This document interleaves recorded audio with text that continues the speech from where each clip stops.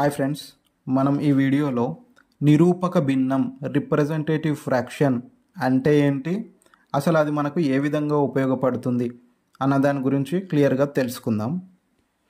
మనం భూమిపైన కొలతలు చేస్తాం కదా, ఆ చేసిన కొలతలను ఒక పేపర్ మీద కానీ పుస్తకంలో కానీ ఫ్లాట్ చేయడానికి మనం ఈ రిప్రజెంటేటివ్ ఫ్రాక్షన్ ఉపయోగిస్తాం.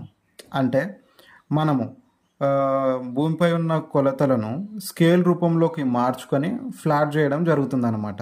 ఇప్పుడు అది ఎలా అంటే, ఇప్పుడు మనం కొలిచిన ఫీల్డ్ ఉంది కదా, దాని పొడవు వచ్చేసి ఒక 100 మీటర్లు ఉందనుకోండి. ఆ 100 మీటర్లను పేపర్ పైన గీయలేం కదా, కాబట్టి మనం ఆ 100 మీటర్లను ఏం చేసుకుంటాం, స్కేల్ రూపంగా మార్చుకొని పేపర్ మీద ఆ కొలతలను గీస్తామన్నమాట. ఎగ్జాంపుల్, భూమి మీద ఒక చైన్ ఉందనుకోండి, పొడవు వచ్చేసి ఒక చైన్ వచ్చింది అనుకోండి, దాన్ని పేపర్ మీద మనం 1 సెంటీమీటర్గా గీసామనుకోండి. ఇప్పుడు 1 సెంటీమీటర్ పేపర్ మీద ఉన్నది ఈక్వల్ టు భూమి పైన ఒక్క చైన్ తోటి సమానం.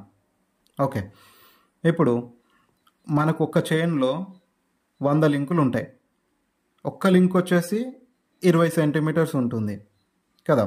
ఆల్రెడీ మనం ఇంతకుముందు వీడియోలో తెలుసుకున్నాం కదా, మనకు ఒక చైన్ పొడవు వచ్చేసి 20 మీటర్లు ఉంటుంది, ఒక్క లింక్ పొడవు వచ్చేసి 20 సెంటీమీటర్లు ఉంటుంది. సో మనకు ఒక్క చైన్లో 100 లింకులు ఉంటాయి కదా, ఒక్క లింక్ వచ్చేసి 20 సెంటీమీటర్లు, 100 × 20 చేస్తే మనకు 2000. సో 100 లింకులు ఈక్వల్ టు 2000 సెంటీమీటర్స్. సో ఈ 2000 సెంటీమీటర్స్ భూమి మీద ఉంటే మనం పేపర్ మీద వచ్చేసి 1 సెంటీమీటర్గా గీసుకున్నాం అనమాట. సో దీన్ని మనం ఏమనుకుంటాం, స్కేల్లో 1:2000 రిప్రజెంటేటివ్ ఫ్రాక్షన్ వచ్చేసి 1:2000లో మనం పేపర్ పైన గీసుకున్నాం అనమాట. సో అదేవిధంగా ఇప్పుడు పేపర్ మీద మనం 1 సెంటీమీటర్ని భూమిపై వచ్చేసి హాఫ్ చైన్ అనుకున్నాం అనుకోండి, మనకు ఫుల్ చైన్ వచ్చేసి 100 లింకులు ఉంటే హాఫ్ చైన్ వచ్చేసి 50 లింకులు కదా.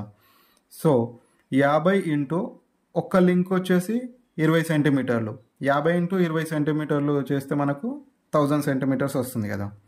సో ఈ 1000 సెంటీమీటర్స్ భూమి పైన ఉంటే మనం స్కేల్ పైన 1 సెంటీమీటర్గా తీసుకున్నామని అర్థం. దీని రిప్రజెంటేటివ్ ఫ్రాక్షన్ వచ్చేసి 1:1000.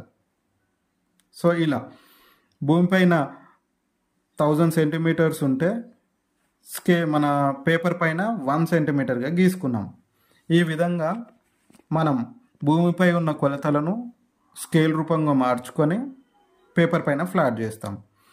సో ఈ రిప్రజెంటేటివ్ ఫ్రాక్షన్ లేకుండా మనము భూమిపై ఉన్న కొలతలను పేపర్ పైన ఫ్లాట్ చేయలేం.